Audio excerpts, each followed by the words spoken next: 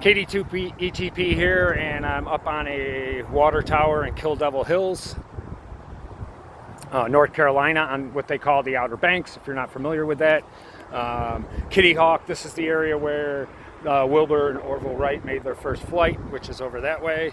If you see the monument there, standing on that small knoll, that's the monument dedicated to them. And then if you look this way towards us, you'll see two little sheds, and then there's some stones in the field, and those are the areas where they took their first 4 flights.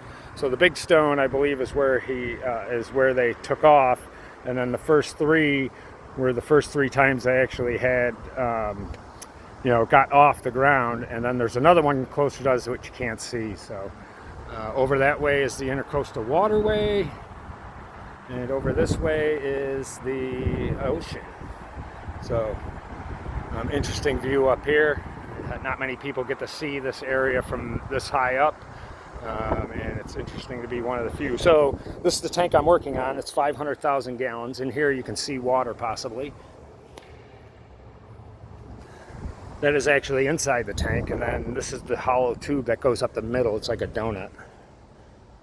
I have to climb up there, and if you see off this way, right over there is the other tube that goes down, so there is a level change. So you get a break other than standing on the ladder.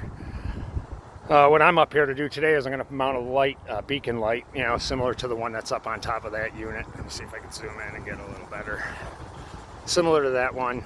The interesting thing about the lights these days is they're GPS locatable, as well as syncable, so they could technically, if all the water towers and cell towers have that style on there, they can sync them all together so that they're blinking together, like when you go to a wind farm.